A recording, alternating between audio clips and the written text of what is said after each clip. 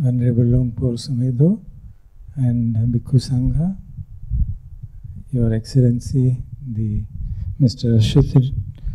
Thorn Khongsek, Ambassador of the Kingdom of Thailand, and dear Dhamma brothers and sisters, it's a matter of great privilege for me to welcome you all to this important event of formal inauguration of our Delhi center named Dhammārāma.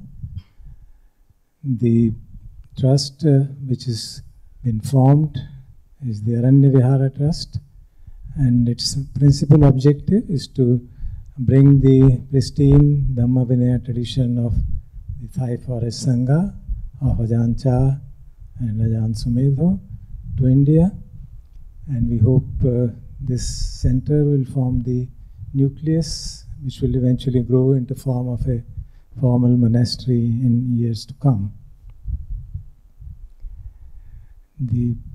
A brief introduction of Luang Sumedho for those who may not have known about him. Luang Sumedho is the first foreign disciple of Ajahn Chah, and played a key role in spreading the teachings of Ajahn Chah outside Thailand. He set up the first monastery for international students of Ajahn Chah in Thailand, Wat Pananachat, where many of us have had the privilege of going and participating in the activities there. He was also instrumental in setting up the first international monastery in England, and thereafter stayed in England for more than 30 years to set up more monasteries there and inspire and guide numerous monasteries which number almost over 30 now throughout the world. We are blessed, Venerable Luang, that you have come here to inaugurate this center and bless us so that the activities take good shape. We are also grateful to His Excellency for agreeing to come and jointly inaugurate this center with Luang. With these brief words, I will request Luang and His Excellency to kindly unveil the commemoration plaque which has been put there.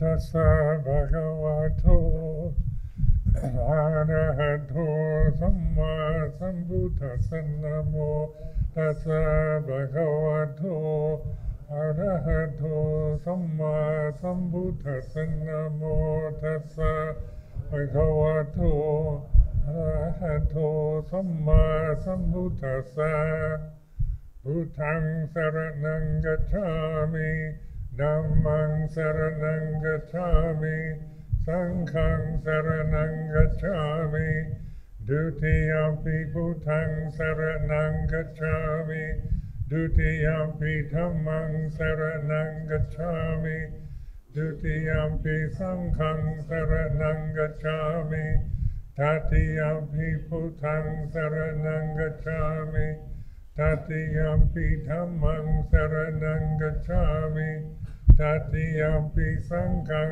สรณังกัจฉามิอิติปิโสภะคะวะอะระหังสัมมาสัมพุทโธวิชชาจารณะสัมปันโนสุขโตโลกวิทูอนุตตโรบริสัทธัมมสารติตาเทวมนุสสานังพุทโธภะคะวะติสวากขาโตภะคะวะทานัมโมสันติโกอาคาลิโกเอหิปัสสิโกโอปนัยโก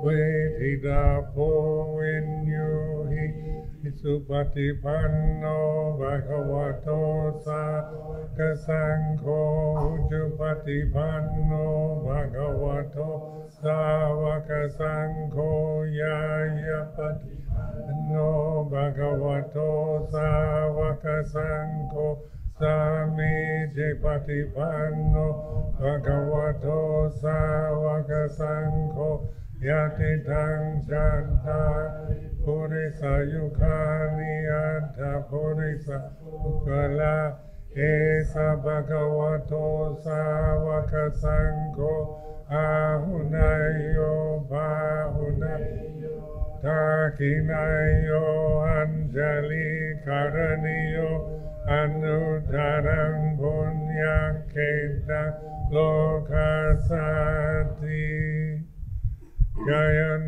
โทโวนิยามุเลสักยานังนันติวันเดโนเอวังตวังวิจัยโยอิจายาสุจายมังกเลอัปราชิตบาลังเกสิเสวทาวิโภคาเรอภิเษเกสัพพพุทธานะอากาปะโทปะโมทาติสุนังคดังสุมังกลังสุภาพาดังโสโหติตังสุขโนสมุหุโตจัสสุเยตังรัมมจาริสุปัฏฐาอินังกายกรรมังวาจากรรมังบัตถากินังบัตถากินังมโนกรรมังวนิติเดบัตถากินาบัตถากินานิตวานะละพันดาเตบัตถากิเน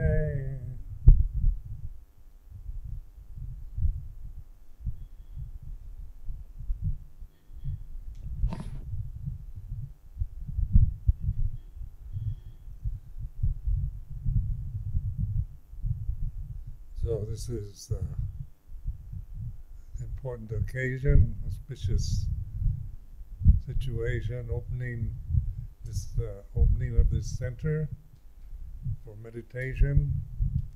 I've been here about 2 days, 3 days.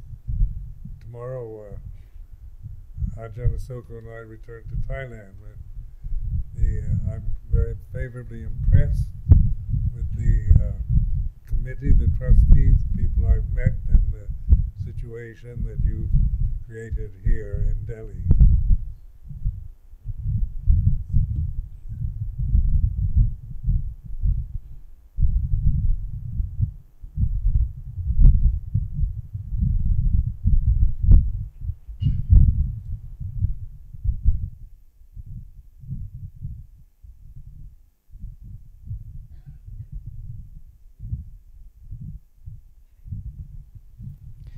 आज एक महत्वपूर्ण दिवस है जबकि हम इस केंद्र का उद्घाटन कर रहे हैं। कल हम लोग वापस, मैं और अजान अशोक को वापस थाईलैंड चले जाएंगे। पिछले 3 दिन से हम यहाँ रह के बहुत प्रसन्न हैं, यहाँ के सुविधाओं को देख के और यहाँ के ट्रस्टीज़ को, कमेटी को मिल के।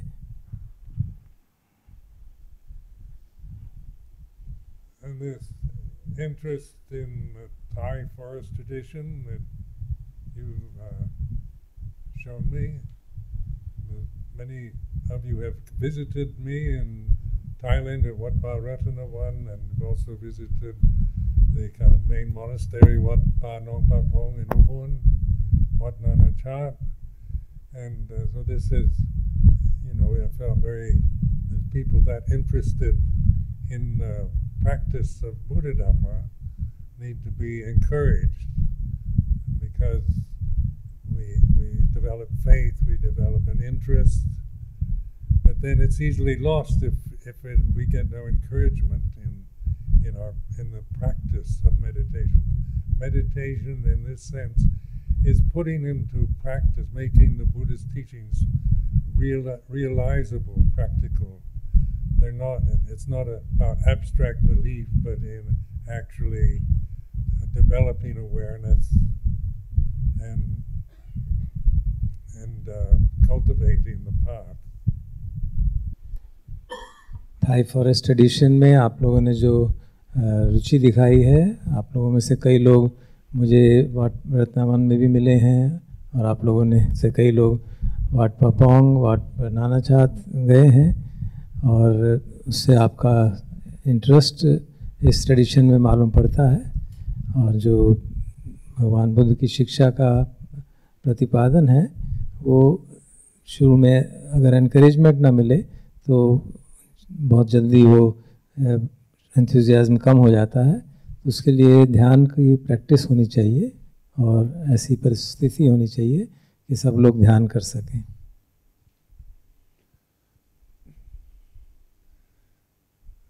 Buddha's teaching is one that's very interesting when we contemplate his first sermon, the Four Noble Truths, the Dhammārama Sutta. This was the first sermon after enlightenment, and it's very interesting, especially in my life, to wonder why the Buddha taught the Four Noble Truths as the first sermon. Because after his enlightenment in Bodh Gaya, the thought of how can you teach the Dhamma? Has no language. It's, how can you describe something indescribable? How can you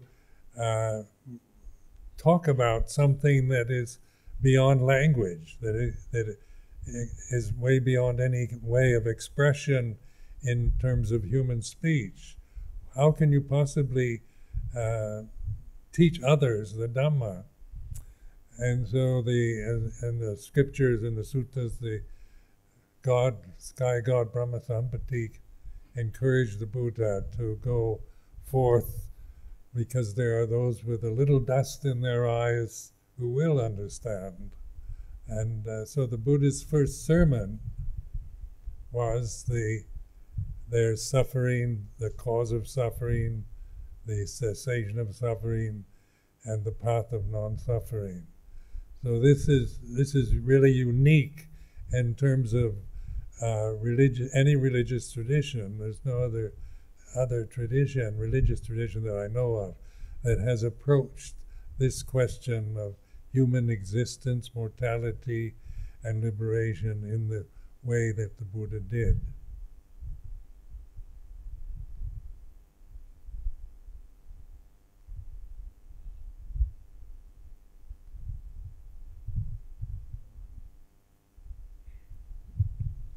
भगवान बुद्ध ने जो शिक्षा दी, उनका जो पहला प्रवचन था धम्मचक्कपवत्तन सुत्ता, उसमें मेरा बहुत इंटरेस्ट रहा सब मेरे जीवन भर साधना में।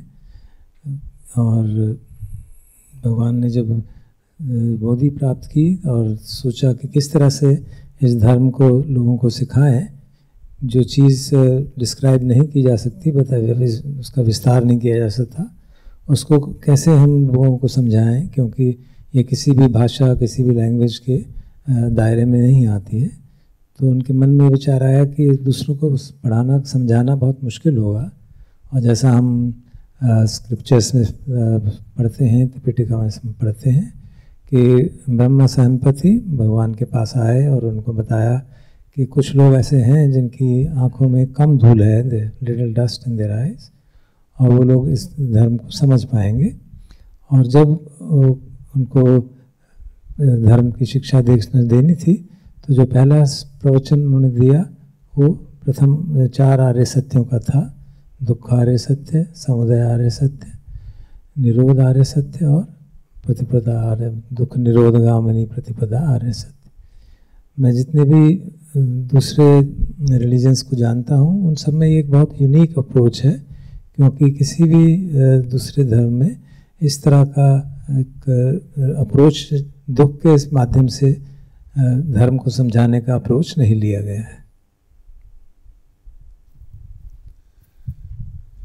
So the Buddha presented something ordinary, something common to every single human being that ever lived and that is living, all of us in fact, by teaching the first noble truth. There is this suffering, this unsatisfactoriness, this dukkha, and reflect that this is a common experience to every one of us, whether you're rich or poor, male or female, whether you're a king, queen, or beggar. Suffering is something we can all reflect upon. It's something we experience in ordinary daily life.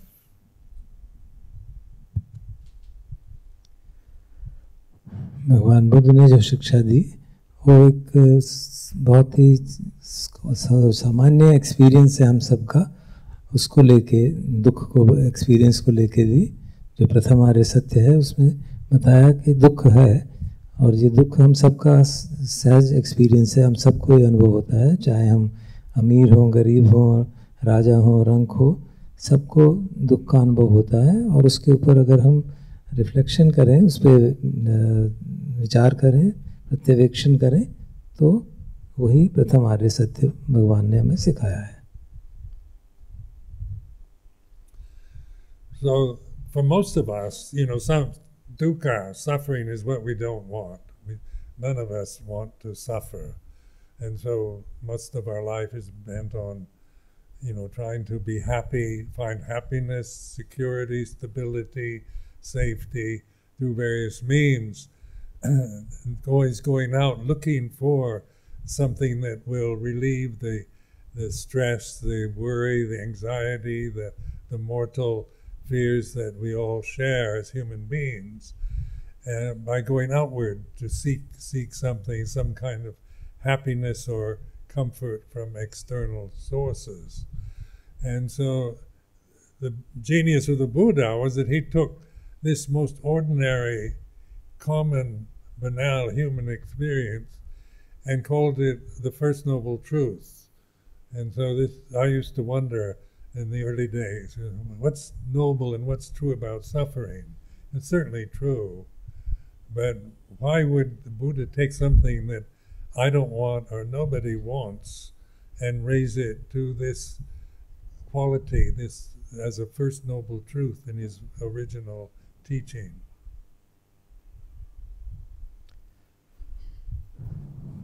दुख जो है वो हम सब के लिए सामान्य अनुभव है, लेकिन वो ऐसा है जो कि हम नहीं चाहते।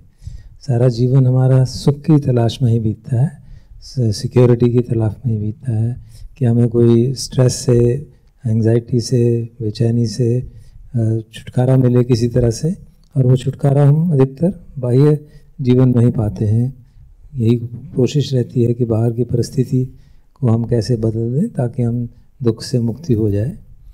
भगवान बुद्ध की एक बड़ी जीनियस थी, उनका एक यूनिक तरीका था कि उन्होंने इस जो सामान्य हमारा अनुभव है दुख का, उसको एक प्रथम आर्य सत्य बनाया। तो शुरू में जब मैं साधना करता था तो मुझे ये लगता था कि दुख तो है, सफरिंग तो है, सो ट्रुथ तो है, दुख तो सत्य तो है, लेकिन ये आर्य सत्य किस तरह हुआ जबकि हम इस सबके सब इससे छुटकारा पाना चाहते हैं, तो ये आर्य सत्य कैसे बना?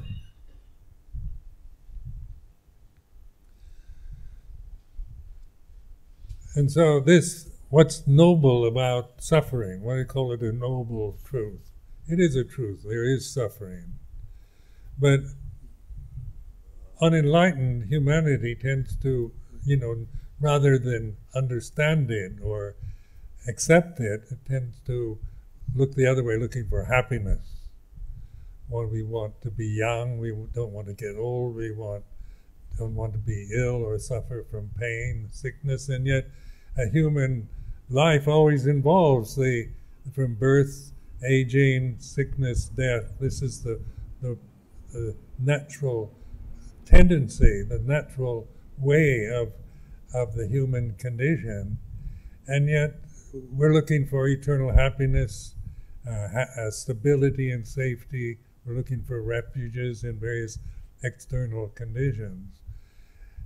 And so the Buddha said to understand suffering. He had, there's the statement, there is suffering. Then the next statement he made is to understand it. And to understand dukkha, to understand suffering, you're changing from someone who's running away or blaming it on external conditions to observing it, being the knower of dukkha. And to know something, to understand something, you have to accept it. You can't really know or understand anything or anyone by just running away, by ignoring or reacting out of habit. It's through a deliberate intention of observing, understanding. And this is what the Buddha advised in regards to this first noble truth of dukkha. ये प्रश्न उठता है कि दुख के अंदर क्या सत्य तो है, लेकिन वो आर्य सत्य कैसे बना? और सामान्य प्राणी जो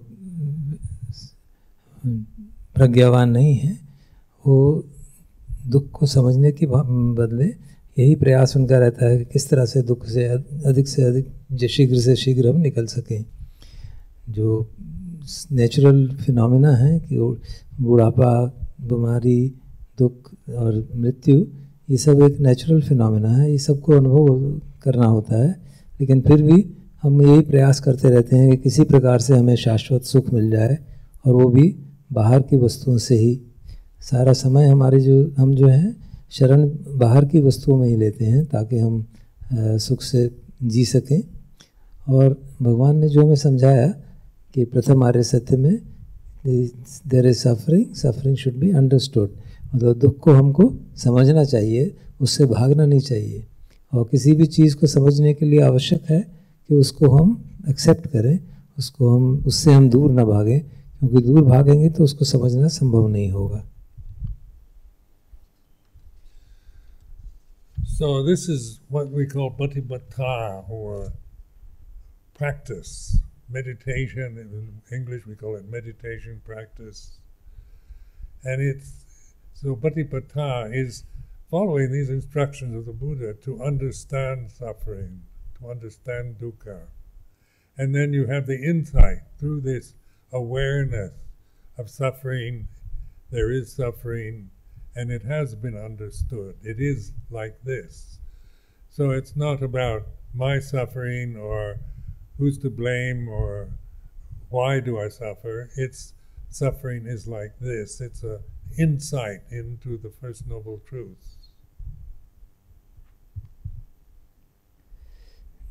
यही दुख को समझने की बात ही प्रतिपदा है, जिसे हम ध्यान भी कहते हैं. कि भगवान की शिक्षा को अगर हमें फॉलो करना है तो दुख को समझना होगा, यू टू अंडरस्टैंड सफरिंग. और जब हम उसको ठीक से समझ जाएंगे तभी हम उसके तीसरे आयाम पे आते हैं, the suffering has been understood, दुख को समझ लिया गया है. तो ये प्रश्न इस बात का नहीं है कि मैं ये खोजूं कि कौन मेरे दुख का कारण है, किसको मैं ब्लेम करूं, लेकिन ये है कि मैं दुख को समझ जाऊं. And then the second noble truth, the statement there is an origin, a beginning of suffering is not ultimate reality. It's a truth, but it's not a kind of metaphysical statement or a philosophical ideal.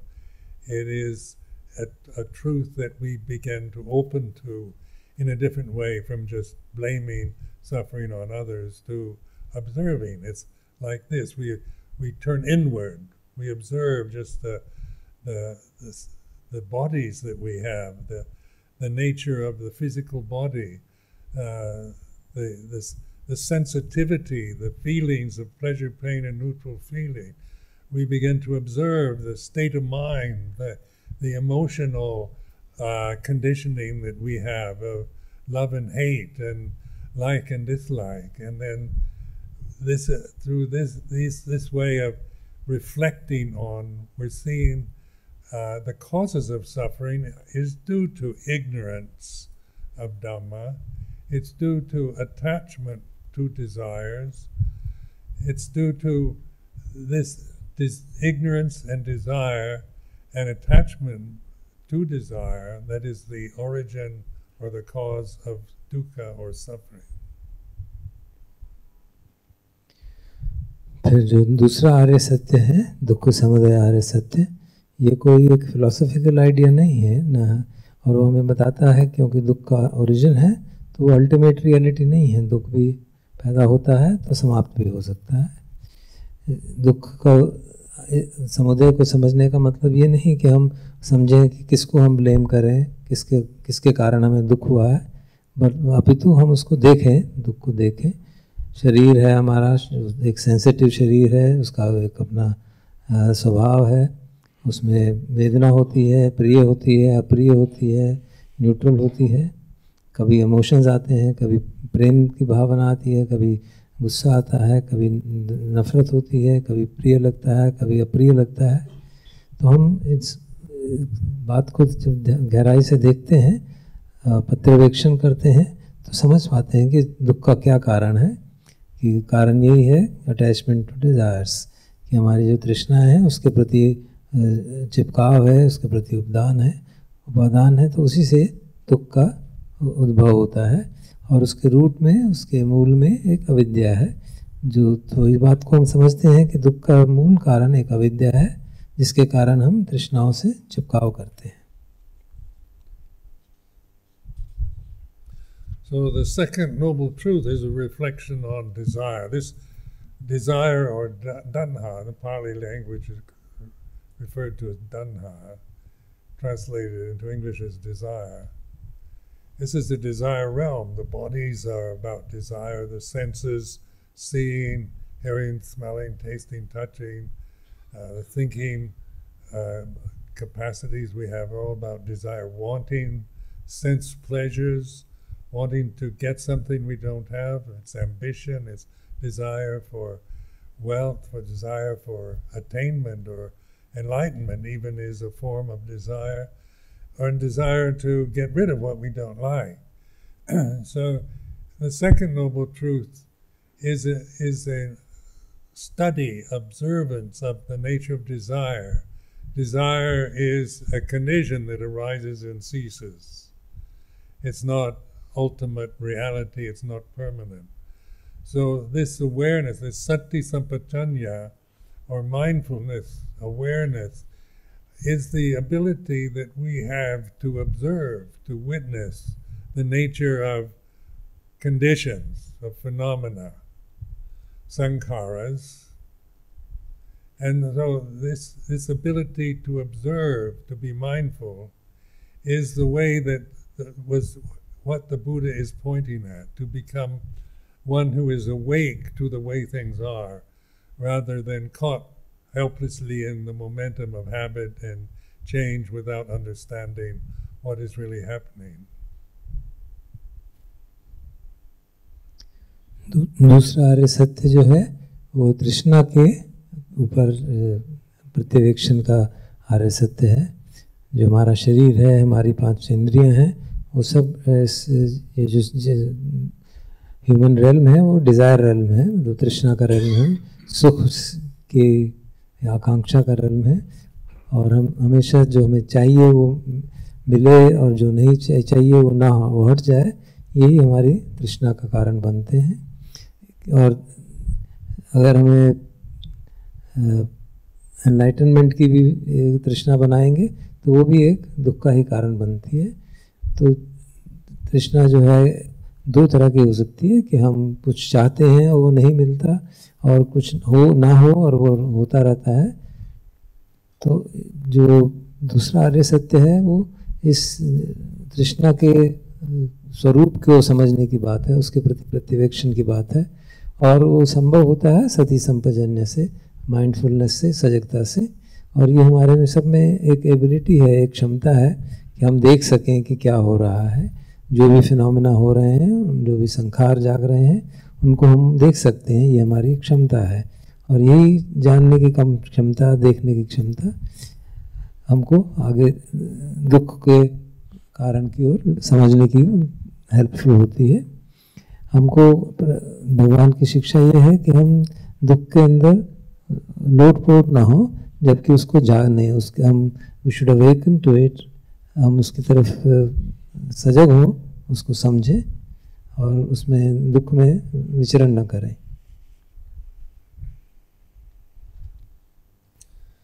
So the desire, tanha, arises and ceases, and the awareness, and notice the difference, like tanha comes and goes, but awareness is natural to this moment. It doesn't come and go. It's here and now. So the way of liberation is through mindfulness, through seeing things as they are, that all conditions are impermanent, sape sankarani, and to free yourself from the identity, with the limited identity that we have as a person, that I am a physical being, I am a person, I am my feelings, my memories. We begin to break through the conditioning of the mind to the ultimate reality, the truth of Dhamma, which is here and now and realizable through awareness of the present. हम जब देखते हैं ठीक से तो मालूम पड़ता है कि जो तृष्णा है वो उसका उत्पाद होता है और वह होता है, वो अनंत नहीं है, हमेशा रहने वाली नहीं है, लेकिन उसको जो जानने की क्षमता है, जो अवेयरनेस है, वो उत्पन्न होती है, समाप्त होती है, ऐसा नहीं है। तो ये बात हमको ध्यान में रखनी चाहिए, और इसी के आधार पे, इसी सजगता के आधार पे, सती संपजन्य के आधार पे हम दुख मुक्ति का रास्ता पे चल सकते हैं। हम समझ सकते हैं कि सभी जो कंडीशंस हैं, जो कंडीशन से चीज़ें उत्पन्न होती हैं, वो अनित्य हैं, चाहे वो तृष्णा हो, चाहे वो सुख हो, क्योंकि वो कंडीशन से उत्पन्न होता है तो वो अनित्य ही है। और जो हमारी एक लिमिटेड हमने आइडेंटिटी बना दी है शरीर से, अपनी परिस्थितियों से, अपनी उपलब्धियों से, वो कंडीशनिंग जो है हमारी, वो भी धीरे धीरे टूट सकती है अगर हम सजग रहें और धीरे हमको परमार्थ सत्य की ओर, धर्म के साक्षात्कार की ओर ले सकती है। Now the word mindfulness at this time is a very popular word in everywhere, in fact, but in countries like the UK or the United States, there's a growing interest in the practice of Buddhist meditation and the emphasis that the Buddha made on mindfulness. He called it the path to the deathless. And so this mindfulness is something that's not been really understood in the Buddhist way in the Western world. Well, I mean, the English word mindfulness is common enough word in ordinary language. And so your mother tells you when you're young to be mindful when you cross the street, or you're mindful when you're playing sports or doing something where there's life, danger to life. But mindful of the here and now in this total way is very difficult for people to understand through descriptions. It's an opening to the present in a way that includes everything rather than is focused on one thing.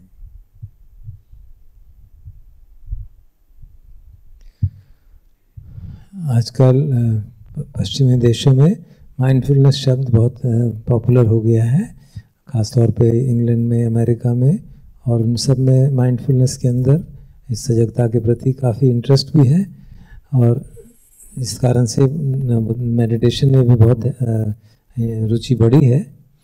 और हम समझते हैं कि जो mindfulness है, जो सती है, वो अमृतत्व का रास्ता है, it is the path to deathless.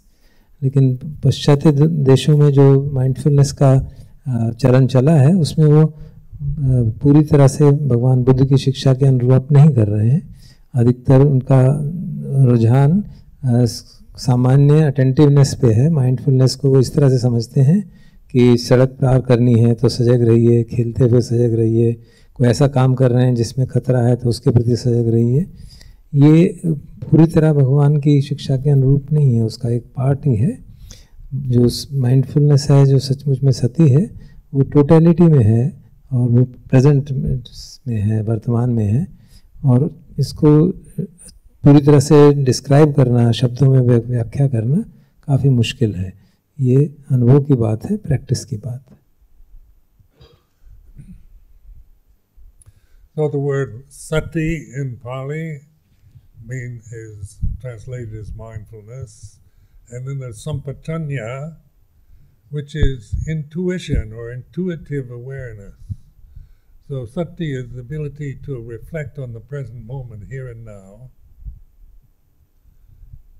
And sampajanya is intuitive. It's not just in the sati and sampajanya. It's not about the present moment in terms of personal reactions to it, or approval or disapproval, liking or disliking, but embracing this moment in total is like this. It's a way of listening, of paying attention. It's intuitive awareness that we begin to understand the suffering of the First Noble Truth and to let go of the causes of suffering through mindfulness and intuitive awareness. पाली शब्द जो सती है, उसको mindfulness कहा जाता है। वो present moment की awareness है, इस समय जो हो रहा है उसके प्रति सजगता है। और दूसरा शब्द है संपजन्य, जिसको लुंगपो ट्रांसलेट करते हैं इंट्यूटिव अवेयरनेस, जो डायरेक्ट अनुभव के आधार पे अवेयरनेस आती है। ये हमारे जो सामान्य पर्सनल रिएक्शंस हैं, किसी चीज़ को अप्रूव करना, डिसअप्रूव करना, अच्छा मानना, बुरा मानना, उस तरह से नहीं है। ये हमको एक ऑब्जर्व करने का एटीट्यूड है कि जो कुछ भी हो रहा है उसको हम ठीक से अटेंशन दें, ठीक तरह से जानें। और दुख को जो जानने की बात प्रथम आर्य सत्य में आती है, वो भी इसी अटेंटिव माइंडफुलनेस के कारण सती संपजन्य से ही संभव है। और जब हम दुख को ठीक से समझ जाते हैं तो जो उसके कारण हैं उनको छोड़ सकते हैं, उनका त्याग कर सकते हैं। So sampajanya is also translated as clear comprehension. I personally like intuitive awareness. Like we tend to think we're mindful, we're aware of the conditions around us, but we tend to not be aware of the unconscious, the unrealized atmospheres, or how this particular situation here now affects us. We can operate from positions, from ideas, from prejudices, from the way we're conditioned to like or dislike, approve or disapprove. But sampajanya is the ability to observe that, our own feelings, our own emotional experience in terms of the here and now. This room, this congregation is like this. And we're not judging it or praising it, but we're observing how this particular situation under these conditions is like this, how we were feeling, so we're aware of the feeling, the emotion of the present time.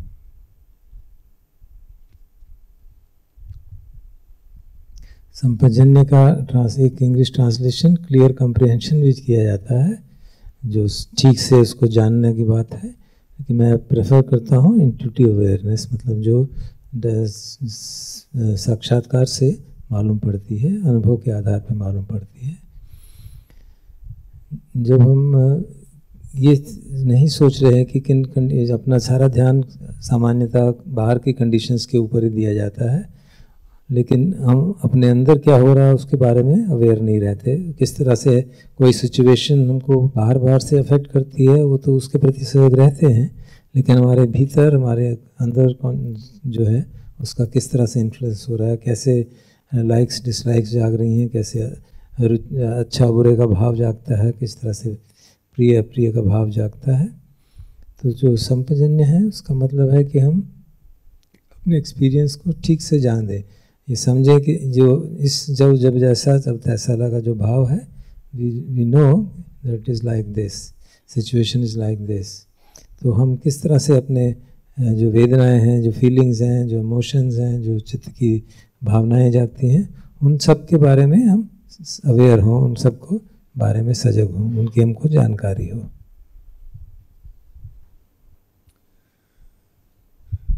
We are emotional creatures. We're repeating that we're sensitive forms, and this is a sense realm.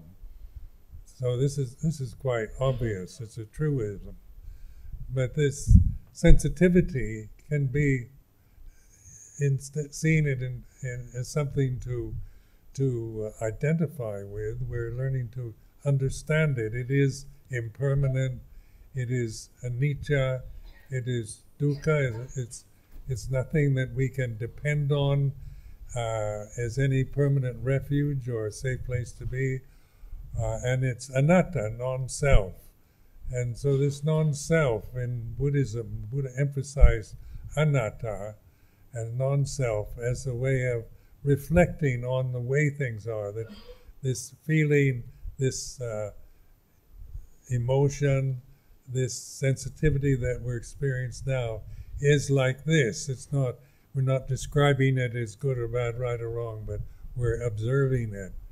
And as we trust this awareness of it, then you begin to notice the absence of suffering, because suffering arises and ceases. We let go of desire through wisdom, through investigation, through understanding.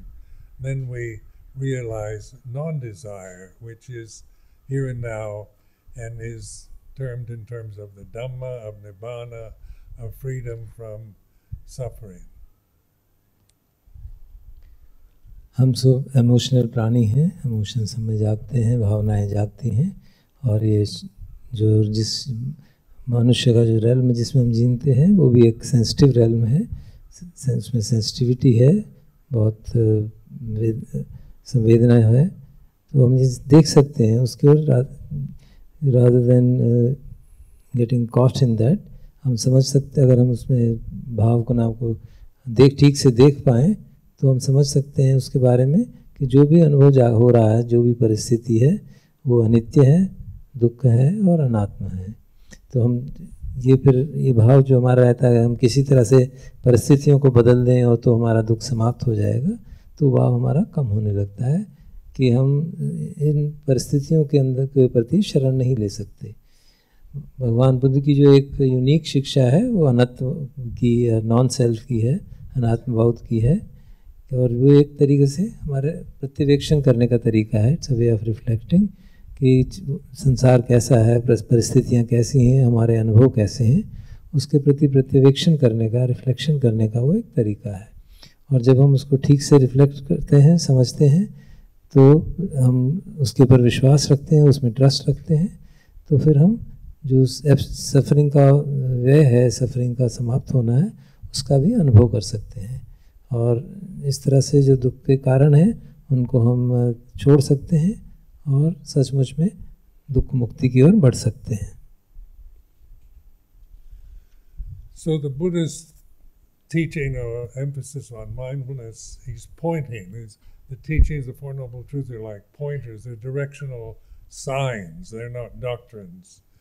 And so these directional signs are what we use for reflection, which help us to break through the illusions we have about ourselves and the world around us.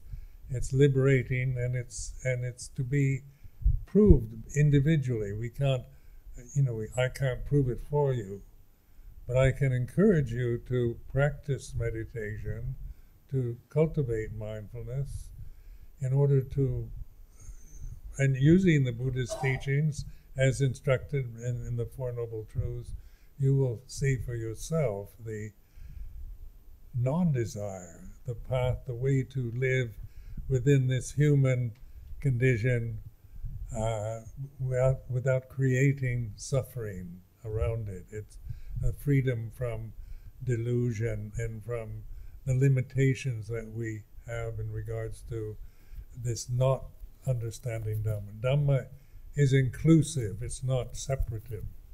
So as we open to Dhamma, take refuge in Dhamma, we lose that sense of separation, loneliness, isolation, fear that comes from seeing ourselves only in the limited terms of a human form and a personality.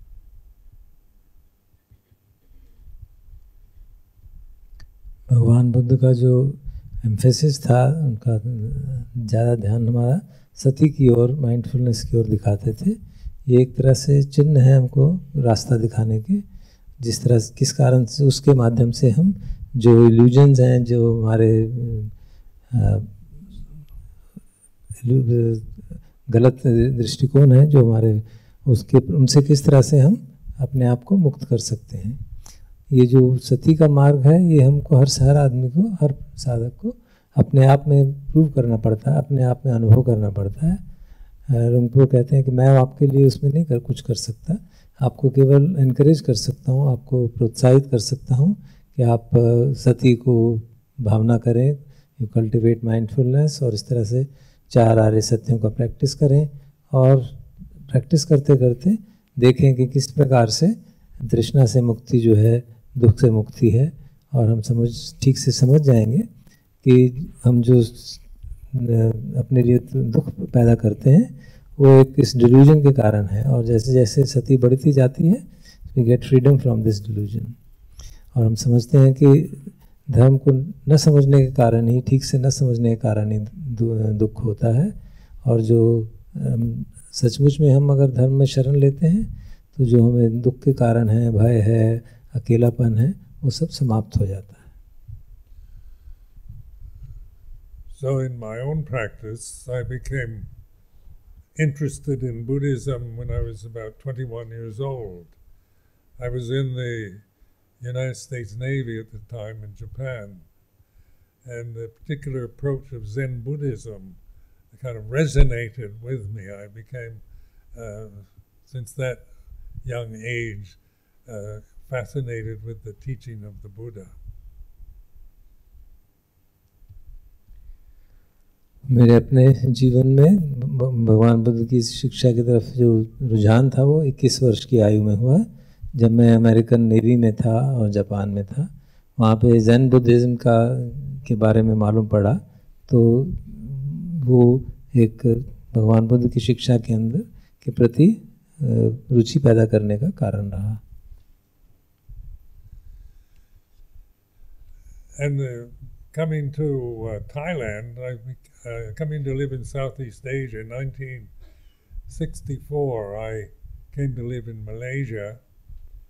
I was in the Peace Corps and was assigned to as an English language teacher in the Borneo in Sabah. And there, of course, brought me into the Theravada world of Thailand.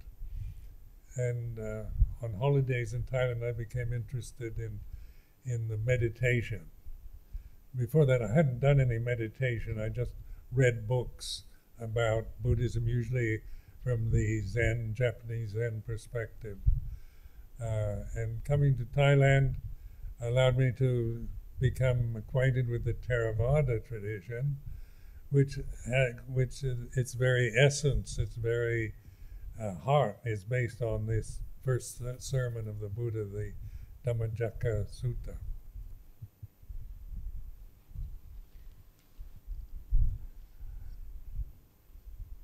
मैं south east Asia में 1964 में आया था।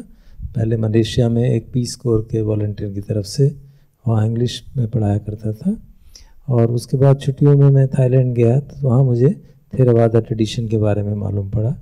और इससे पहले तो मैंने केवल जैन बुद्धिज़्म की किस पुस्तकें पढ़ी थी, और थाईलैंड जाने से ही जो थेरावादा ट्रेडिशन की जानकारी मिली, और तब समझ में आया कि भगवान बुद्ध की शिक्षा का जो सार है प्रथम प्रवचन धम्मचक्कपवत्तन सूत्र में है, जो कि भगवान बुद्ध की शिक्षा का सार है।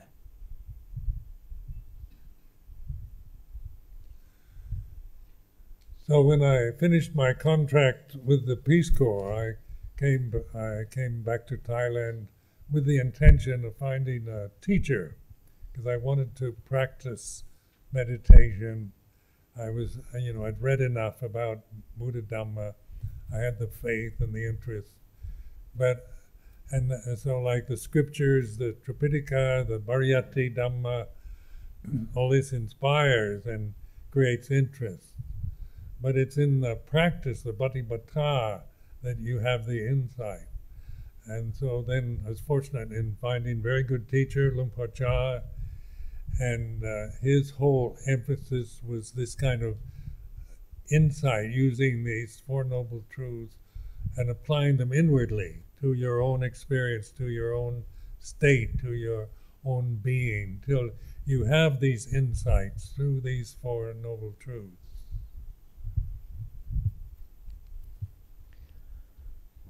जब मैंने पीस कोर का अपना कॉन्ट्रैक्ट समाप्त किया तो फिर मैं थाईलैंड आया, और मैंने तब तक काफ़ी बुद्धिज़्म के बारे में पढ़ लिया था, और श्रद्धा भी जागी थी और एक इंस्पिरेशन भी थी, लेकिन प्रैक्टिस नहीं थी तब तक। तो मैं एक अच्छे टीचर की तलाश में था, ताकि प्रैक्टिस के द्वारा एक अंतर्दृष्टि, एक इंसाइट डेवलप हो। और मेरा सौभाग्य था कि मैं लुंगपुर चा के संपर्क में आया, और उनकी जो सारी एम्फेसिस थी वो यही थी कि चार आर्य सत्यों को अपने जीवन में उतारा जाए, और हर किसी भी स्थिति में हम हो, मन की कोई भी स्थिति हो, चार आर्य सत्यों के माध्यम से उसको समझें और एक इंसाइट डेवलप करें, अंतर्दृष्टि डेवलप करें। So my main practice in all these years, I've been a monk over 50 years, so I've had every opportunity in this lifetime to practice with this teaching. So in terms of my own experience, I really I feel incredible gratitude toward the Buddha, toward this teaching, towards Luang Cha, towards the Sangha, and all the lay supporters that have made my life possible to live as an alms mendicant and a Buddhist monk in Thailand. And so this, this teaching to me is a very simple teaching. It's not complicated. It's taking the most ordinary, common human experience and investigating it, and learning to use sati sampajanya, or mindfulness, intuitive awareness, to investigate. It's not rational. It's not about thinking or analyzing. It's about recognizing, realizing.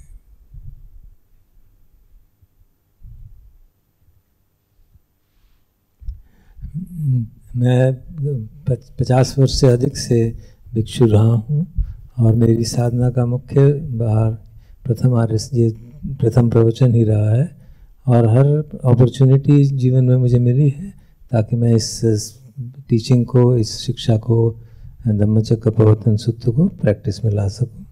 और मेरे मन में बहुत ही कृतज्ञता है भगवान बुद्ध के प्रति, लुंगपुर चा के प्रति, संघ के प्रति, और उन गृहस्थों के प्रति जिन्होंने कि थाईलैंड में मेरी साधना को सपोर्ट किया। जो भगवान की शिक्षा है बिल्कुल सरल है, कोई उसमें कॉम्प्लिकेशन नहीं है। कि मुख्य बात यह है कि जो भी हमारा अनुभव हो रहा है उसको हम इन्वेस्टिगेट करें, और इन्वेस्टिगेशन का तरीका क्या है, सती संपजन्य से, ना ही कि हम उसको इंटेलेक्चुअली एनालाइज करें और बुद्धि के आधार पर, रैशनैलिटी के आधार पर उसको समझने की कोशिश करें। साक्षात्कार, डायरेक्ट साक्षात्कार सती संपजन्य के माध्यम से करें। So I've been invited to India. In India, of course, there are Buddhists everywhere. It's the home of the Buddha. So it's, and in the West, oftentimes people would say Buddhism is an ancient religion. It's it's from Asia. It's for Asian people, and it's an old religion. What has it to do with modern life in London? This was a common question that I was asked.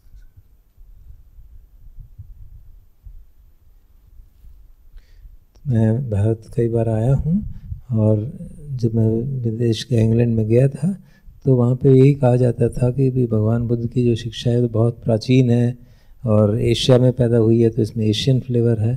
तो इसका आधुनिक modern England से, आधुनिक waste से, पाश्चात्य देशों से या इंग्लैंड से क्या संबंध हो सकता है, क्योंकि ये बहुत ही पुरातन शिक्षा है।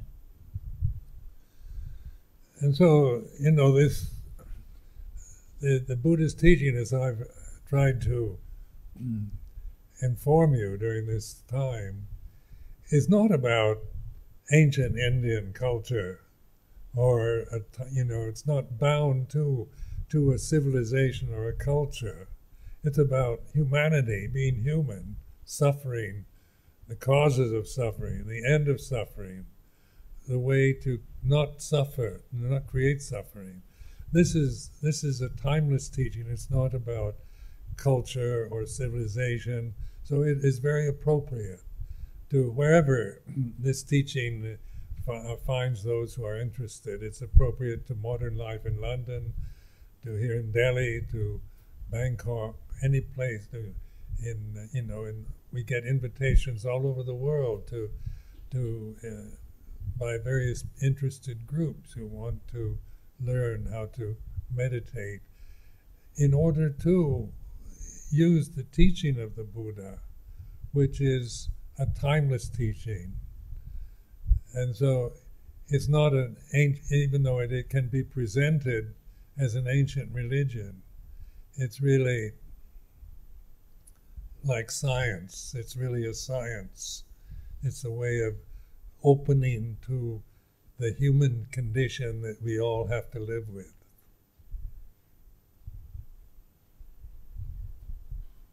भगवान बुद्ध की जो शिक्षा है वो भारतीय कल्चर के बारे में नहीं है, ना ये कोई सिविलाइजेशनल शिक्षा है। ये सारे मानव जगत के लिए एक शिक्षा है। मुख्य उसका उद्देश्य ही है कि हम कैसे जिएं ताकि हम अपने लिए दुख उत्पन्न न करें, दुख की उत्पत्ति ना हो। तो इस कारण से ये एक टाइमलेस टीचिंग है, जो कालातीत टीचिंग है, हर काल के लिए, हर समाज के लिए उपयुक्त है। और ये आजकल के मॉडर्न लाइफ के लिए भी उपयुक्त है, चाहे वो लंदन की हो, चाहे दिल्ली में हो, चाहे बैंकॉक में हो। अभी भी हम कई जगह से, सारे विश्व से इनविटेशन आते रहते हैं, क्योंकि कई ग्रुप हैं जो भगवान की शिक्षा में इंटरेस्टेड हैं। तो हम इस टीचिंग को कालातीत टीचिंग मानते हैं, जो कि इस समय भी उसी तरह से प्रैक्टिस की जा सकती है। ये देखा जाए तो एक विज्ञान की भांति है, जैसे विज्ञान सार्वभौमिक है उसी तरह से ये टीचिंग भी सार्वभौमिक है, कि बेसिक उसका उद्देश्य ये है कि किस तरह से हम मानव जीवन से को ठीक से जी पाएँ। How do we cope with the human life. So during this time I want to encourage you, those who are interested, and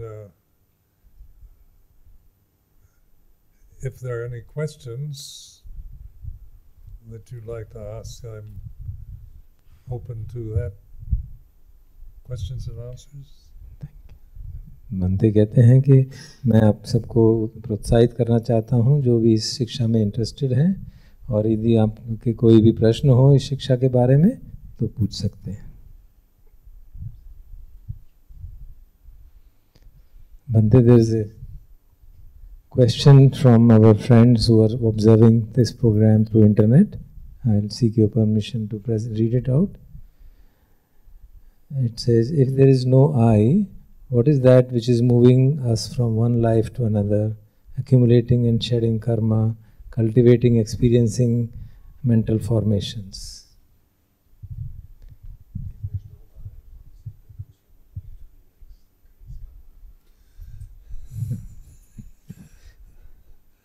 Well, there is no self. So, there's desire. And as long as we're blindly attached to desire, that's like being reborn all the time. Like Ajahn Chah is always emphasizing the rebirth process, not as in terms of physical death, and then being reborn in another human body, but the process that we witness in our conscious experience, the desires that arise and cease, the sense of being somebody, being a physical being, being the memories, the thoughts, all these arise and cease.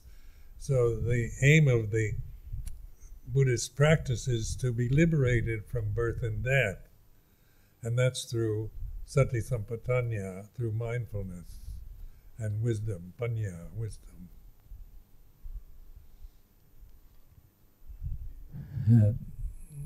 जो भगवान की शिक्षा है वो है कि non self की शिक्षा है. इसका मतलब है कि जो हम, इसका मतलब ये नहीं कि जो हम सामान्यतः बर्थ और डेथ को समझते हैं, फिजिकल डेथ, कि हम शरीर का मृत्यु हो जाती है और दूसरे जन्म पैदा होता है. लुंगपुर चा जो थे वो हमारा सारा ध्यान प्रतिक्षण होने वाले रीबर्थ की ओर ध्यान दिलाते थे, कि जैसे ही हम किसी तृष्णा को पकड़ते हैं, एक सेंस ऑफ बीइंग आता है, तो उसी समय हमारा एक नया जन्म हो जाता है और जो हमारी याददाश्त हैं, मेमोरीज़ हैं, वो भी उत्पन्न होती हैं, समाप्त हो जाती हैं. तो ये भी एक तरह से बर्थ और डेथ की तरह ही है. और इन सब से मुक्त होने के लिए हमें सति संपजन्य को कल्टिवेट करना होगा.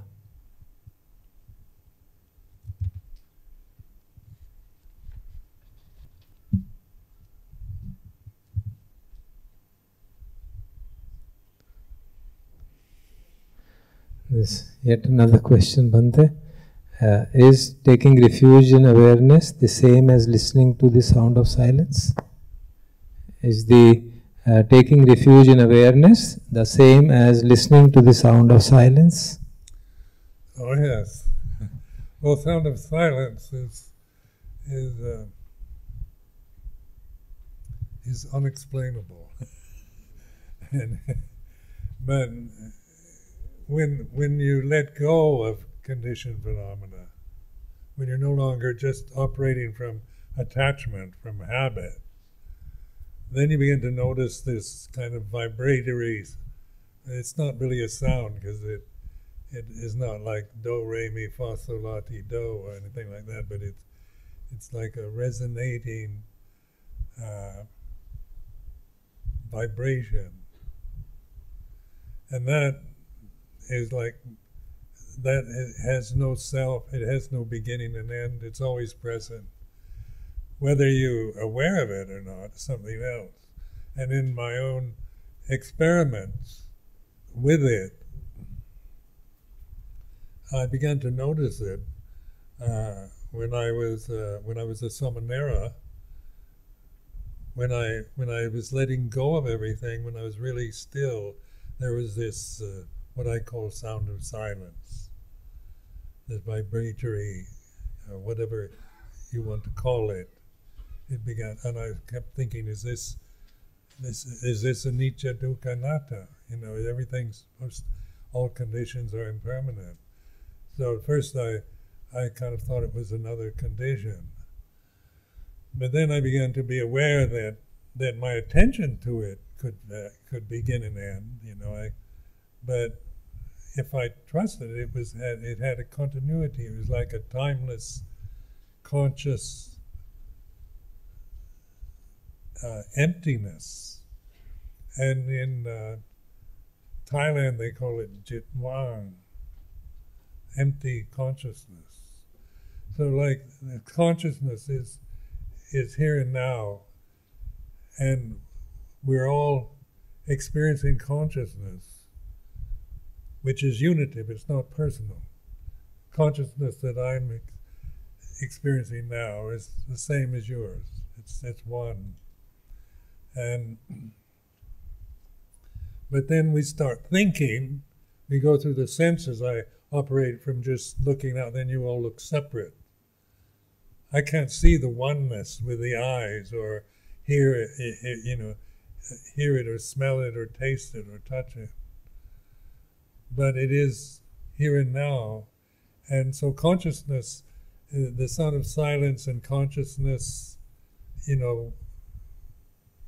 don't want to say that it's the consciousness, but it works the same way. If you begin to recognize it and trust it, it leads to non-thinking, emptiness, and even when there's non-thinking and non-attachment and non-desire, there's still conscious awareness and this resonating vibration is like this. So, through developing awareness of it, you learn to not be caught in the trap of just obsessive thinking.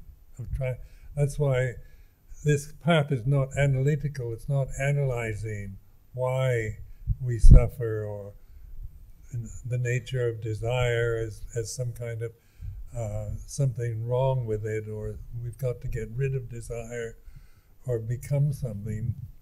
It's not that kind of reality. Sati Sampajanya opens us to universal reality.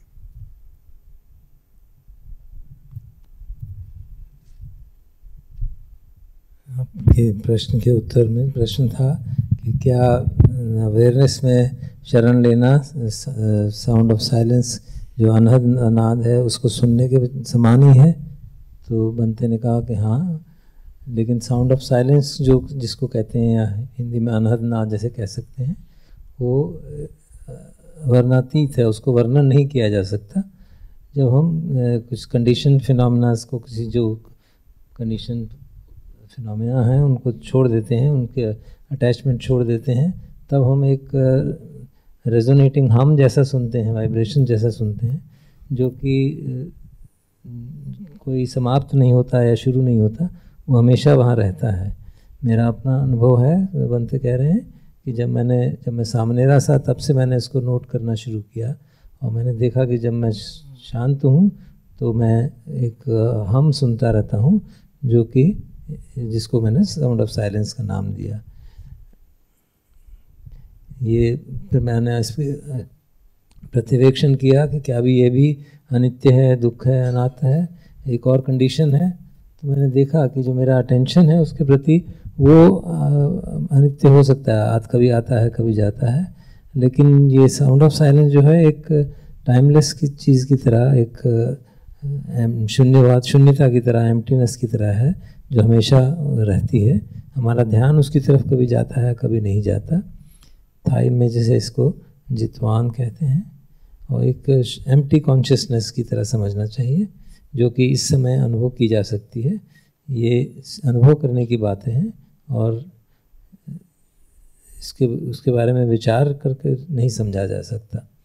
अगर हम अपने इंद्रियों के माध्यम से देखने की कोशिश करें तो हम देखते हैं कि हमको भिन्नता ही नज़र आती है। सब लोग अलग अलग नज़र आते हैं, चाहे हम आँखें से देखें या सुने, लेकिन जो साउंड ऑफ साइलेंस है उसके बारे में ऐसा नहीं कहा जा सकता।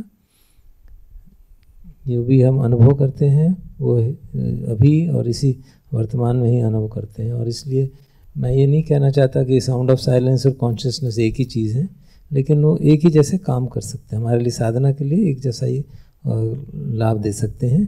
और उसके ऊपर अनुभव के विश्वास करना, trust in sound of silence भी हमको शून्यता की तरफ, एम्प्टीनेस की तरफ ले जाता है और चित्त को शांत कर देता है। तो और हमारे जो अनकॉन्शियस थॉट्स थिंकिंग होती है वो रुक जाती है, हम ऑब्सेसिव थिंकिंग भी रुक जाती है, और जो दुख का कारण है वो भी आपको सती संपजन्य के माध्यम से जब चित्त शांत हो जाता है तो वो प्रकट होने लगता है।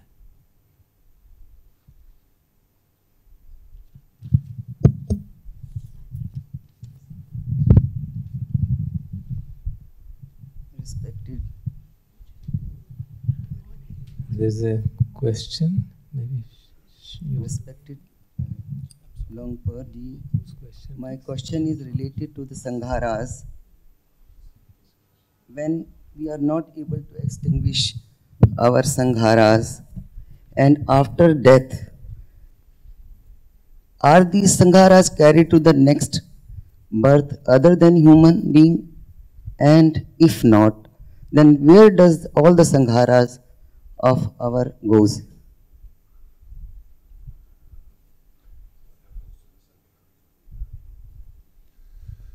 I haven't died yet.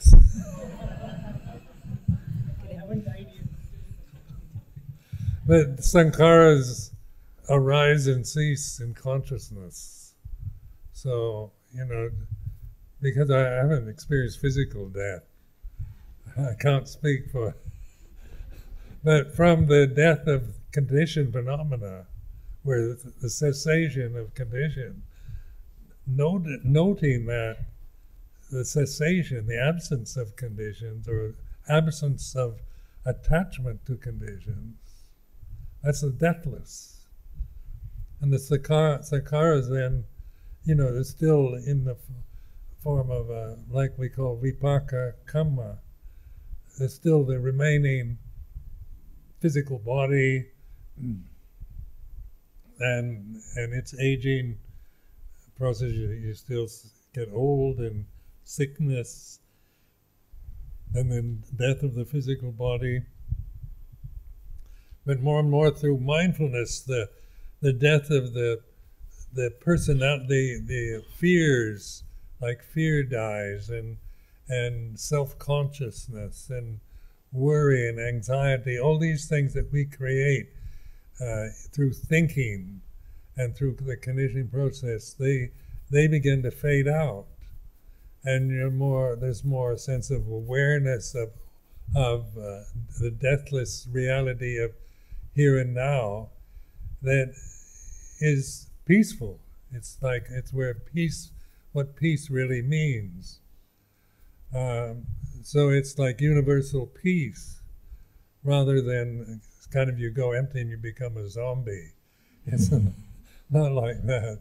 Like the Dhamma consciousness isn't about annihilation or destroying anything or getting rid of, but allowing things to be what they are and cease. And then through this human experience, human birth, we have this ability to reflect on it, on our own humanity. Like dogs and pigs and birds and fleas are all conscious beings. They all share the same consciousness. When we think of the animal world and the universe around us, it's not divisive. It includes nature and everything. But the human species, the human being, the manusya, has this what they call Buddha nature, or this reflective ability. We can reflect on our own experience here and now, and through this, so this is what the Buddha was pointing at the human potential for liberation. So we're not just an animal recreating the same old patterns out of instinct, procreation, and self-preservation and desire, but we have the wisdom to see the way out of this trap of being identified solely within very limited forms. प्रश्न था कि मृत्यु के बाद संखारों का क्या होता है, तो भंते ने उत्तर दिया कि मृत्यु के बाद क्या होता है उसका मैं उत्तर नहीं दे सकता, क्योंकि मैं अभी जीवित हूँ। जो साधना है वो हमको कंडीशन फिनोमेना की डेथ होती है, समझाती है कि जो डेथ होती है कंडीशन फिनोमेना की डेथ होती है, और एक साधना करने से एक डेथलेसनेस का भी अनुभव होता है, एक जो अमृतत्व का अनुभव होता है। जो संखार है वो शरीर का है, उसके शरीर का स्वभाव है कि वो बूढ़ा भी होगा, बीमार भी होगा और शरीर का फिजिकल बॉडी की डेथ भी होगी। लेकिन अगर हम सती संपजन्य से भावित हैं तो जो भय है मृत्यु का, जो अपने इस बारे में जो एंग्जाइटी है कि भविष्य में क्या होगा, जो फियर है, जो परेशानी है, वो सब विचार से ही पैदा होती है। सती संपजन्य में वो सब फेड आउट हो जाएंगी। और अगर हम उसमें स्थापित होंगे, सती संपजन्य में स्थापित रहेंगे, तो डेथलेस रेल्म जो है अमरत्व का भी अनुभव किया जा सकता है। जब हम कहते हैं पीसफुलनेस, का क्या तात्पर्य है? उसका तात्पर्य यही है कि हम जो संखार हैं, जो उनके उदय व्यय को देखें और उनके अंदर चिपकाव न पैदा करें। इसका मतलब ये नहीं है कि हम एक ज़ॉम्बी जैसे बन जाएंगे कि हमें कुछ मालूम नहीं क्या हो रहा है। तो धर्म का जो स्वभाव है वो यही है कि हम अपने जो हमारी कंडीशंस हैं, जो हमारी ह्यूमैनिटी है, एक मनुष्य जन्म का एक बहुत अच्छी हमारी एबिलिटी है कि we can reflect on our humanity. हम प्रत्यवेक्षण कर सकते हैं। जो पशु हैं, पक्षी हैं, उनमें ये क्षमता नहीं है। और क्योंकि हमें क्षमता है, इसी क्षमता के कारण हम जो एक बुद्धा, जिसको बुद्धा नेचर भी कहा जाता है, कि हमारे में एक रिफ्लेक्टिव एबिलिटी है। हम प्रत्यवेक्षण कर सकते हैं और जान सकते हैं कि ये मानव जीवन हमें किस तरह कंडीशन से फ्री कर सकता है।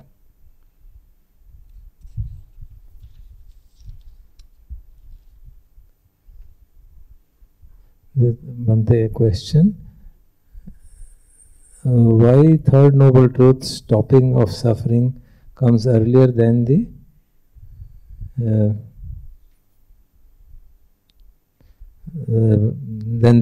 fourth noble truth, that is path to the cessation of suffering? So what the questioner says is, should the path to cessation of suffering not have come first and then the cessation of suffering would happen? Well, the third and fourth noble truths are about non-suffering. Like third noble truth is called Nirodha. And so through letting go, like second noble truth is ignorance, desire, and attachment. Ignorance and love, Dhamma, in other words. And the desires that arise in us, and then the attachment to those desires. The insight is to let go of desire. So in reflecting on the second noble truth, it's about letting go. And it's not destroying desire. It's not annihilation. It's not a nihilistic teaching in any way. It's letting, like relaxing, rather than holding on to something out of habit, out of fear. You let go, you relax. And that leads to Nirodha, or the cessation, the end of desire, which is here and now. And from there, you have Sammaditthi, or right understanding. And that's the first one on the Eightfold Path, Sammaditthi. Right understanding comes from that insight into cessation of conditioned phenomena, emptiness, sound of silence. Sati Sampajanya is like this. There's non-attachment, there's awareness, there's conscious awareness, but there is, and so it's peaceful. It's Nirodha, it's Nibbana, but it's to, when you try to describe it, you say peace or something like this is the best, words that we have for it. But it's a deathless reality. And try to think about deathless reality through the thinking mind. You can't conceive deathless reality. It's an abstract term. You know, you can conceive things that are death-bound, things that are created. You think, thinking itself is a creation, is a sankhara. So that's why you can't use thinking as a means for liberation. It's through awareness rather than analysis that you see this natural Dhamma, empty reality, deathless reality. And then it's budgetang, it's to be realized individually. Because now we're getting beyond explanation. This is why the Buddha at first thought, how can you teach Dhamma, ultimate reality, with words? You know, so because words are sankharas themselves, are limited forms. And so then the Four Noble Truths is the forms that he used to look at something that we don't look at, understand something with wisdom rather than with liking and disliking, and learning to let go of the causes through our own investigation. That we began, we have the insight into the deathless reality, which is always here now. It's not absent. It's not like you have to find it somewhere. It's through your own attentiveness to Dhamma that you realize this.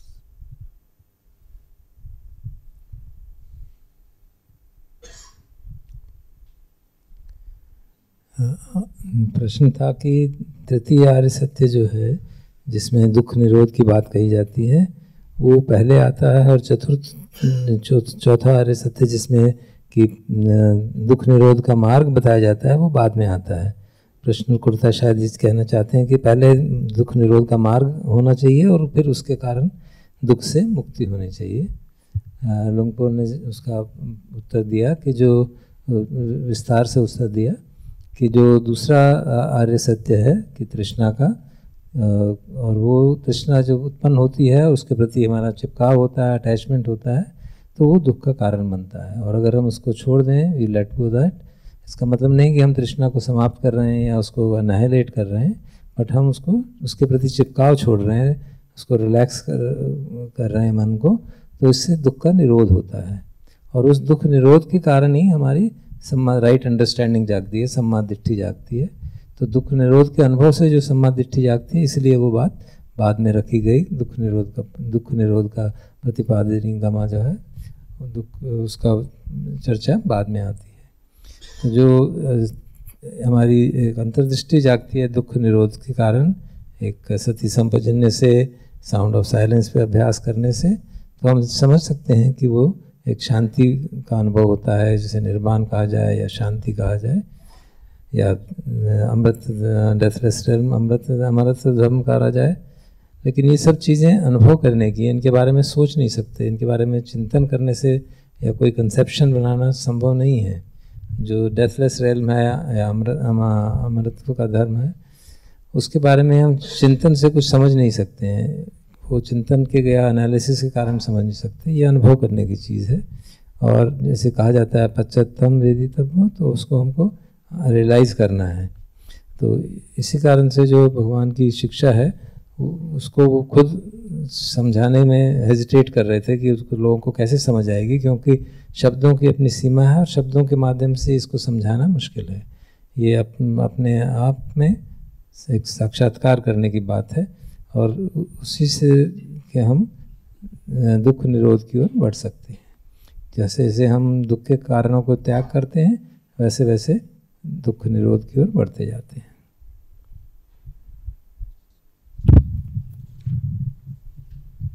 I have a question. Bhante, I have a question. So, as our journey progresses on the path of Dhamma, does anatta arise by itself as a byproduct, as our practice intensifies, or does one have to make an effort towards imbibing and getting established in anatta consciously? Well, it's an insight, as you investigate. It's the big question. When I met Luang Por, I already had a year practicing meditation in another monastery as a samanera. And I came to I could see, like anicca, I could easily observe that. And dukkha, I could see the unsatisfactoriness of conditions. But anatta, I was thinking, well, I'm the one that's seeing all this. There's still a sense of the subject. There's still a subject observing. A subject that is aware of impermanence, and it must be me. So this sense of being me and is the knower. Me is this person knowing, observing impermanence, observing suffering, unsatisfactoriness. But anatta, because this sense of me being the subject was so strong, but I began to question that, what is it that observes, that knows? And then when I met Luang Por, his practice around using a mantra, Bhutto, the Buddha's name. Bhutto is the one who knows, Puru, and he translated in Thai, Puru, or the knowing. And suddenly it clicked, I saw that this knowing is not, I can't claim it as a personal quality or characteristic. It's anatta. This knowing is natural. It's Dhamma. It's conscious awareness. It's not personal. And then I experiment. When I become a person, what do I do? When I have an ego, and I see myself in terms of a separate person, I start thinking. I have to think and assume that I am this physical body and this person that's the subject of experience. But when you begin to recognize non-thinking or conscious awareness with non-attachment to thinking, there's no self in it. You have to create a self. You have to create yourself as a separate. You have to think, I am Ajahn Sumedho, and you're somebody else. That's the thinking process. So, like, the sense of a separate self is through the thought habits we have. When we see through that, then there's knowing. Consciousness is knowing, Dhamma is knowing, it's not a kind of blank state of total empty nothingness. It's knowing, it's aware, there's awareness, but it's non-attached to, you don't, no longer, when you see the suffering of attachment to conditions, you don't do it. You let them flow by. प्रश्न था कि जैसे हम साधना करते हैं तो क्या अनात्मा का भाव अपने आप ही जाग जाएगा या उसके लिए कोई एफर्ट करना पड़ेगा? तो बंते जी ने जवाब दिया कि उसके लिए हमको इन्वेस्टिगेट करना पड़ेगा, हमको इनसाइट डेवलप करनी पड़ेगी। और उन्होंने कहा कि जब मैं लुंग पोचा के पास आया तो उससे पहले अनित्य बोध और दुख बोध की बात सामान्य लगती थी, उस बड़ी आसानी से समझ में आती थी, लेकिन अनंतता की बात समझ में नहीं आती, बहुत मुश्किल लगता है, क्योंकि दुख किसको हो रहा है, जो भी कोई जानने वाला तो है ही है, जो दृष्टा है उसका भाव तो बना ही रहता है, तो एक मैं का भाव, जो नोअर का भाव वो बना रहता है। तो उसके लिए जो हमसे कहा गया कि इसको इन्वेस्टिगेट करिए, कौन है जो ये जान रहा है, और ये जो हमारी सेंस है कि मैं जानने वाला हूँ इतनी स्ट्रांग है कि उसको इन्वेस्टिगेट करना ही आवश्यक पड़ता है। तो हम सब rinpoche जो बताते थे कि आप ऑब्ज़र्व करिए कि कौन है जो ऑब्ज़र्व कर रहा है। तो उसके लिए प्रैक्टिस थी, बुद्धों का एक मंत्र जो था, तो उससे यही तात्पर्य था कि जो जानने वाला है वो बुद्धा है, जो प्योर अवेयरनेस है, वो कोई पर्सनल क्वालिटी नहीं है। और इस बात को इन्वेस्टिगेट करके जब बाद में धीरे धीरे समझ में आता है तो पता चलता है कि जब मैं एक पर्सन बनता हूँ, एक मैं का भाव रखता हूँ, तो क्या क्या होता है पता चलता है कि मैं का भाव रखते ही दुख का अनुभव होता है।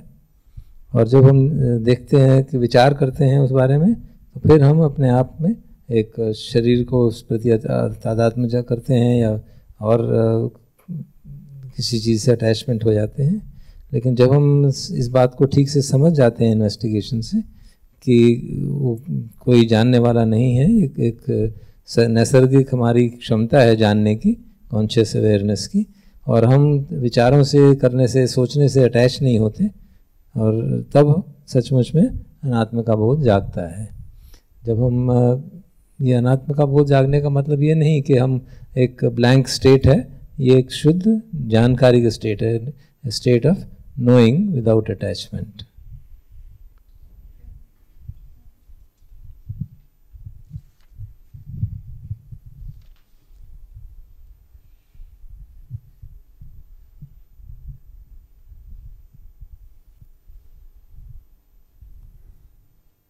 While the mic reaches, I have a question from the internet.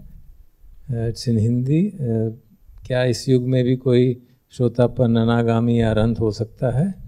I'll translate it. Says, can in the modern times also anybody become Sotapanna, Anagami or Arahant? Can anybody become Sotapanna or Anagami or Arahant in modern times?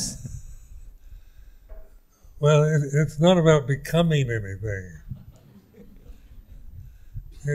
The whole point of bhavana or meditation is letting go.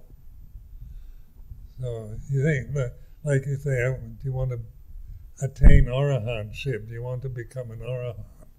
And then it becomes a state that you've got to get.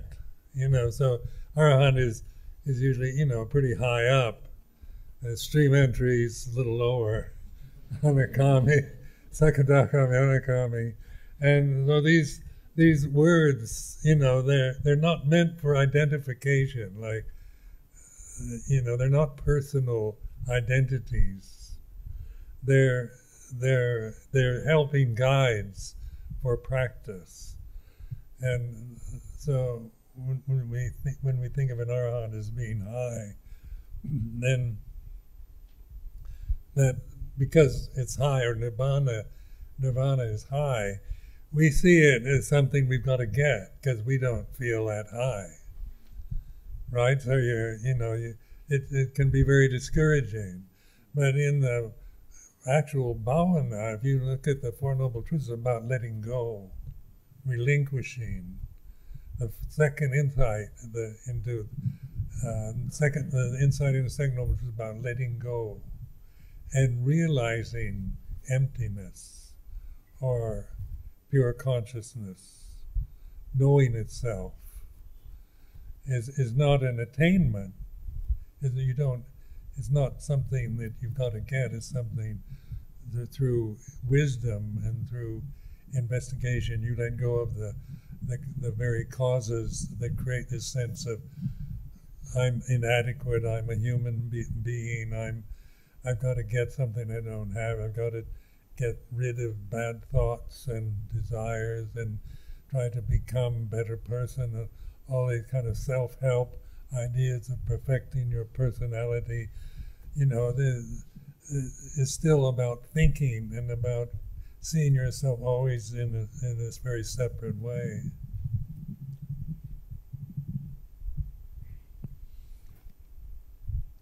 तो मनते का उत्तर है कि ये जो श्रोतापन, अनागामी और अरहंत की बात कही गई थी, ये कुछ बनने की बात नहीं है कि हमको कुछ बनना है। इस भगवान का जो सारा मार्ग है वो लेटिंग गो का मार्ग है, कि उनको अटैचमेंट को छोड़ना है। तो जब कोई कहता है कि मैं अरहंत बनना चाहता हूँ, तो उसमें एक वांटिंग की बात, एक इच्छा की बात आती है, जो कि दूसरे आर्य सत्य से मालूम पड़ता है कि दुख का ही कारण होगा। तो ये जो भी स्थितियाँ बताई जाती हैं, जो सोपान बताए जाते हैं, वो एक आइडेंटिफिकेशन के लिए नहीं बताए जाते, लेकिन एक हेल्पिंग गाइड है हमारे प्रैक्टिस के लिए, एक मार्गदर्शन का हमारी साधना के लिए है।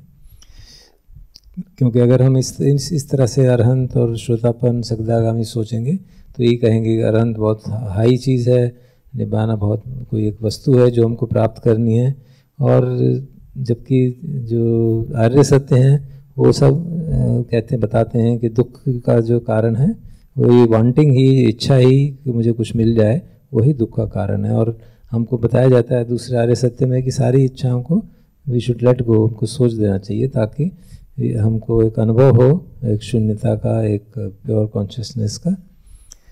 तो वो सब चीज़ें अटेन करने की बातें नहीं हैं, वो इन्वेस्टिगेशन से, प्रज्ञा से उनको समझने की बातें हैं। क्योंकि अगर हम उन सभी कारणों का त्याग कर देंगे जिनसे कि हमारी आइडेंटिटी की सेंस ऑफ आइडेंटिटी बनती है, मैं का भाव बनता है, तो हमारी कोशिश ये नहीं है कि जो हमारे बुरी आदतें हैं उनको छोड़ दें और जो अच्छी आदतें ले ले। वो सब एक पर्सनालिटी डेवलपमेंट के लिए ठीक हो सकता है, लेकिन वो फिर भी पर्सनालिटी के अटैचमेंट के कारण वो जो है हमको पूरी तरह से दुख मुक्ति की ओर नहीं ले जा सकता। भगवान की जो शिक्षा है वो है let go of the cause that creates a sense of insecurity, let creates a sense of identity. तो हमको जो सती संपजन्य के माध्यम से इस साधना करने से हमको जो अटैचमेंट्स हैं किसी भी चीज़ से वो त्यागनी है, ना कि एक नई अटैचमेंट पैदा करनी है।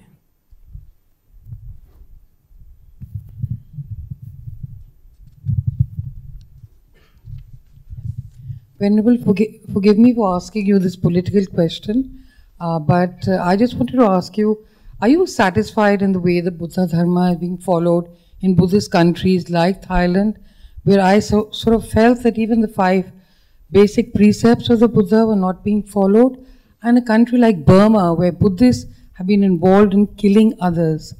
So I just wanted to find out from you, what's... are Buddhists going in the right direction? Or have they lost it all? Buddha Dharma is not working out. Thank you. Well, there's Buddhism,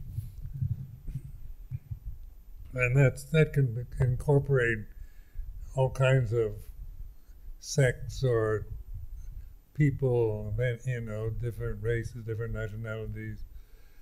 And the problems like in Burma are around ethnic differences. Religious differences. They're not about Buddhism. And but Buddhists, that don't practice meditation, that don't reflect on the Dhamma, they can be prejudiced and opinionated and political and so forth, just like ordinary people. And that's what I really was impressed with Luang in Thailand, because, ideally Buddhist monks, bhikkhus, were not supposed to take political sides, or you're supposed to be kind of neutral in the sense of being moral examples rather than political, taking sides with any political views. And yet, as a person, you can't help but have preferences around politics, and then through investigation of Dhamma, you see how culturally you've been conditioned to see things in very, like I was brought up as a Christian, so even in the early stages of Buddhism, I tended to want to interpret things through kind of Christian symbol or ideas, because that's how I thought, and so, but the mindfulness practice that Luang Por Chah encouraged was investigating, seeing the conditioning, the Christian conditioning, the American conditioning, the white middle class conditioning. All these things are habit patterns and identities that you accumulate through after you're born. You're not born thinking you're a white man, an American, and a male, and things like this. These are images that you get from your parents, from your social status, and so forth. Where emptiness includes everything, whether they're, different ethnic groups or male and female or different religions. It's not exclusive. So the problems that arise in Buddhist countries are created out of ignorance, not out of Dhamma. And so, you tend to, in England, I would say, Buddha didn't teach Buddhism. And they'll go, yes, he did. He taught Dhamma. And Buddhism is a term, a collective term. You say, what is a Buddhist? Who is a Buddhist? And some people have definite views about other forms of Buddhism. Whether there's Mahayana, Vajrayana, Theravada, Hinayana, or modern British Buddhism, or American Vipassana Buddhism, or is it Dhamma?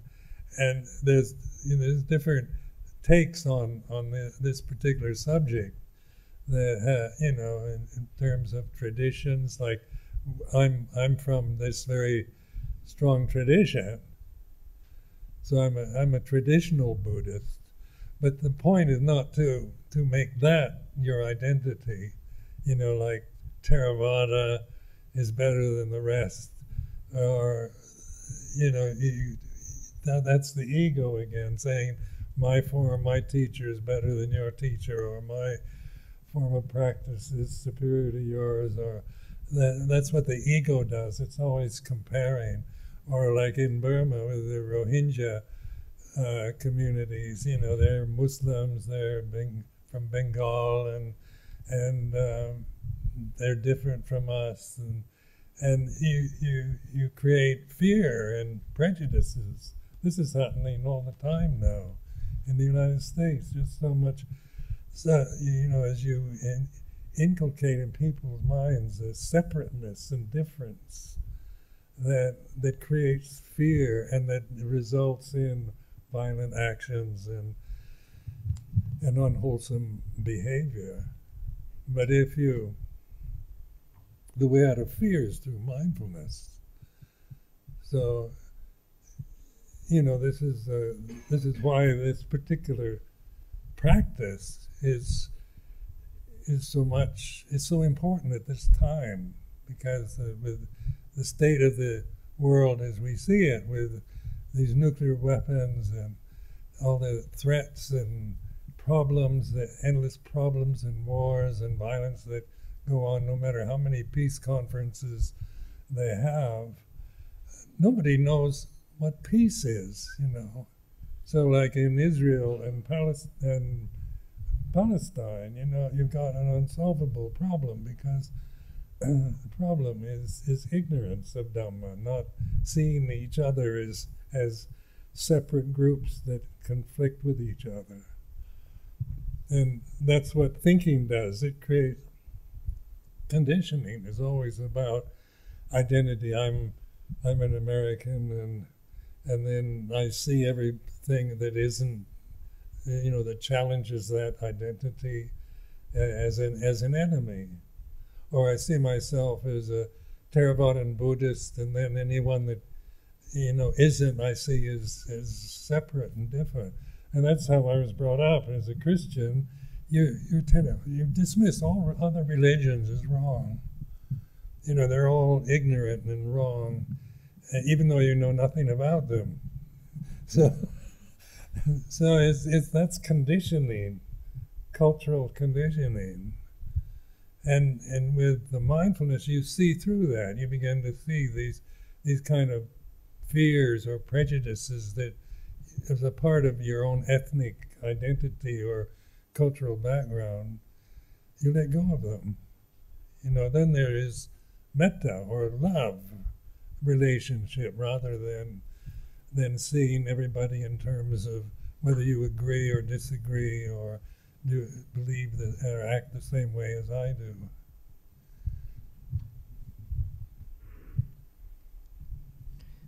आपने प्रश्न पूछा कि जो इस समय Buddhist countries की परिस्थिति है, थाईलैंड की या बर्मा में, उनके हिसाब से वहाँ जो शील है उनका भी पालन नहीं होता, बर्मा में वायलेंस भी हो रही है। तो उन्होंने बंते जी से पूछा कि क्या आप इस बुद्धिज़्म की मॉडर्न परिस्थिति से संतुष्ट हैं। तो बंते जी ने उत्तर दिया कि बुद्धिज़्म के भी कई तरह के सेक्ट बन गए हैं और इस कारण से जो लोग ठीक से साधना नहीं करते, प्रैक्टिस नहीं करते, अपने सती संपजन्य का अभ्यास नहीं करते, रिफ्लेक्ट नहीं करते, तो इस कारण से ये मिसअंडरस्टैंडिंग से परेशानियाँ आती हैं। तो बताते हैं कि लुंगपो चा ने उनको इस बात पर बहुत जोर देते थे कि जो भिक्षु हैं उनको आइडियली पॉलिटिकली न्यूट्रल होना चाहिए, किसी भी पॉलिटिकल पार्टी का सपोर्ट साइड नहीं लेनी चाहिए। लेकिन हालांकि वो ये भी बताते हैं कि एक मनुष्य के नाते आप यू कांट हेल्प रेफरेंसेस कि कोई ना कोई कुछ अच्छा बुरा की बात तो आती है, लेकिन जब हम धम्म की इन्वेस्टिगेशन करते हैं, धम्मानुपश्यना करते हैं, तो वो हमको समझ में आती है ये बातें कि हमारे किस तरह से कंडीशनिंग्स बनती हैं। बंते जी बताते हैं कि मैं क्रिश्चियन की तरह रियरिंग हुआ था बचपन में और तब यही बात लगती थी कि वही सबसे उत्तम चीज़ है। और लेकिन जब हम माइंडफुलनेस का, सती संपजन्य का अभ्यास करते हैं तो समझ में आता है कि किस तरह से हमारी कंडीशनिंग बंद होती है।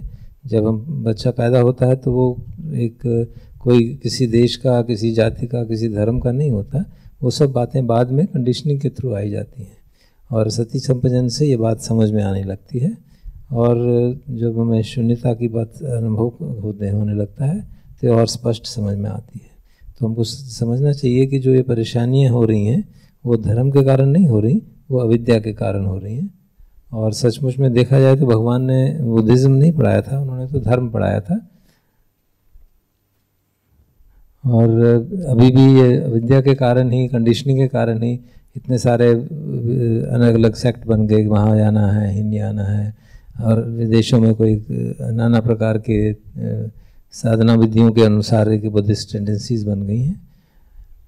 तो मैं जैसे वो बताते हैं बनते कि मैं तो ट्रेडिशनल बुद्धिस्ट हूँ, लेकिन इसका मतलब ये नहीं कि मैं उसको अपनी आइडेंटिटी बना लूँ और दूसरों के प्रति हेय भाव रखूँ।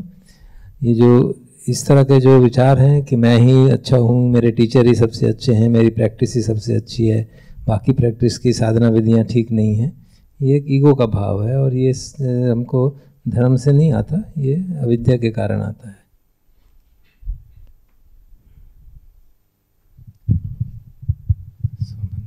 The time, you have taken a lot of your time, so grateful. Thank you very much.